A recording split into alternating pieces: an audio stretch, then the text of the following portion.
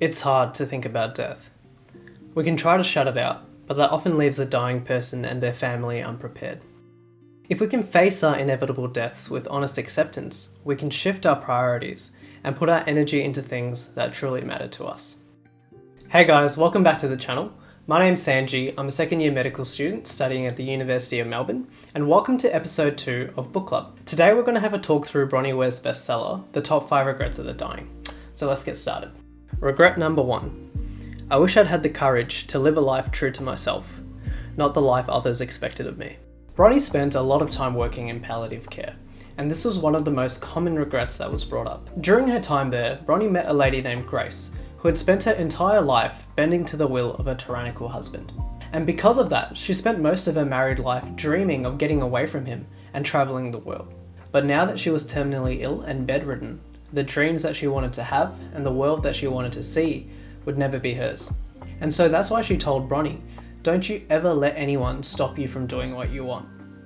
I think for us, sometimes we stick to our routines because of the fear of being ridiculed from our families or from society. We avoid living lives that are true to ourselves because we want to avoid the pain that comes from being socially outcast. And the fuel for this pain is our human need and desire to be loved, accepted, and understood. But the important thing to remember is that happy people don't project their fears and insecurities onto us, and they don't judge us for living lives that are true to ourselves. If we're afraid of being outcast and judged, we just have to distance ourselves from the people that might judge us and move towards people who accept us. Regret number 2. I wish I hadn't worked so hard. John didn't want to retire. He wanted to keep working despite having the money to retire. His wife Margaret kept begging him until he finally caved in and said that he would retire at the end of the year. And ever since they made that deal, his wife Margaret became ecstatic. She was always on the phone with travel agents and she was full of energy and life. But things took a turn when Margaret suddenly became sick and passed away 3 months before John was due to retire. Ever since then, John felt plagued with guilt, and he longed for the retired life that he could have spent with his wife. What John taught me is that we often make so many plans for the future, and we assume that we have all the time in the world, that we forget that all that we're really guaranteed is today. There's nothing wrong with wanting a better life. It's just that the chase for more and the need to be recognized through our achievements and belongings can hinder us from the real things, like time with those we love, time doing things that we love ourselves, and balance. To help us with this, we can choose to do 2 things. Number 1 is to live our lives with purpose and intention, choosing to do things that are meaningful to us. And number 2 is to keep life simple. Think about the things that we need and the things that we don't need, and the fact that there's no need to prove ourselves to anyone. Regret number 3. I wish I had the courage to express my feelings. Joseph was a gentle 94-year-old man, with a smile and the wit of someone much younger. But he had one major regret. He had spent so much time working to earn for his family that his children had never really gotten to know him. He was scared to let his feelings show, and he kept his family at a distance. And now, sitting on death's door, this was one of his deepest regrets. And so this reminded Bronnie about kids.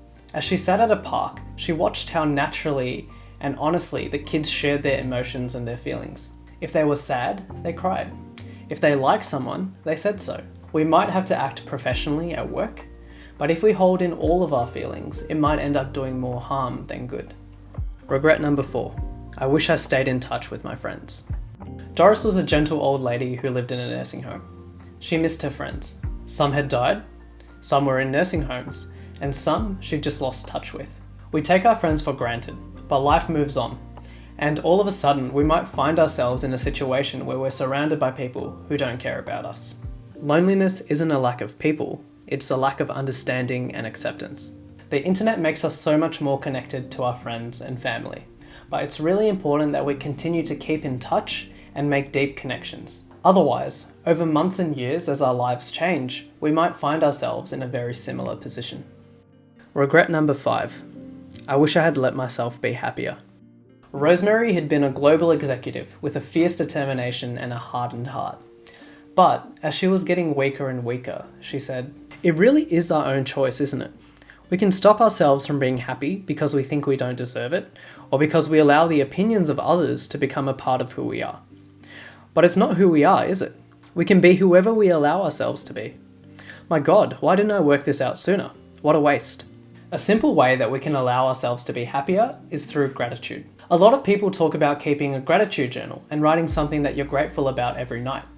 But consider just saying a simple, silent prayer of thanks every time that you feel grateful for something. That way, we can appreciate these things as they come and notice more of the beauty in life. Every day is a gift now, you know?